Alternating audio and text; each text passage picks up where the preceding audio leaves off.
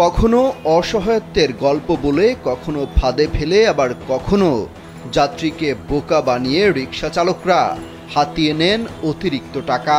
রিকশা চালকদের সাথে বিরক্তিকর অভিজ্ঞতা হয়নি এমন মানুষ রাজধানীতে খুব কমই আছেন। কোন কোন পন্থায় একজন অসাধু রিকশা চালক আপনাকে বিপদে ফেলতে পারে তারই বিস্তারিত থাকছে এই প্রতিবেদনে। ধরুন আপনি নিউ মার্কেট থেকে রিকশা ভাড়া করেছেন, পল্টন থানা এলাকায় যাবেন। নির্ধারিত ভাড়ায় আপনাকে নিয়ে রওনাও হবেন রিকশা চালক। এরপর রিকশা থামিয়ে দেবে পল্টন মোড়ে নিয়ে। তারপর শুরু করবে তার প্রতারণা। যাত্রীকে বলবে আপনি এখানকার কথাই মিটিয়েছেন। স্যান্ডেলিনা সো, রূপচর্চায় আভিজাত্য। সেই অনুযায়ী ভাড়াও চেয়েছেন তিনি।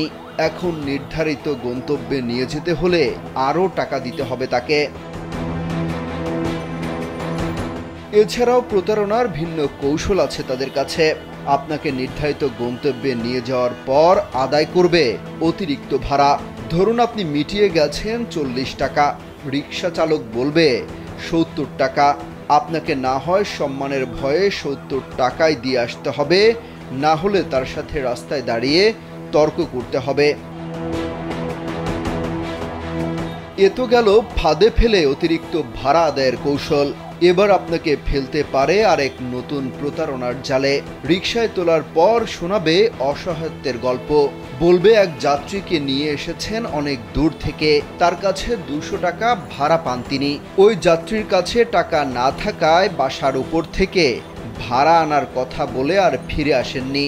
দীর্ঘ সময় অপেক্ষা করেও ফেরত আসেননি ওই যাত্রী। এখন বাজার করার টাকাও নেই তার পকেটে। এই কথা বলে আপনার থেকে অতিরিক্ত ভাড়া আদায় করবেন তিনি, কিন্তু আদৌ তার সাথে এমন কোনো ঘটনাই ঘটেনি। এছাড়াও অজ্ঞান পার্টির সাথে জড়িত থাকে কিছু রিকশা চালক। মাঝপথে একটা কাগজ ধরিয়ে দেবে আপনার হাতে। সেটা নিয়ে পড়তে গেলেই পড়বেন বিপদে। সেই কাগজে এমন কিছু মেশানো থাকে যার প্রভাবে স্বেচ্ছায় আপনার কাছে থাকা টাকা পয়সা, গহনা, মোবাইল সবই দিয়ে দেবেন। হুঁশ ফিরবে অনেক পরে, ততক্ষণে আর কিছুই করার থাকে না।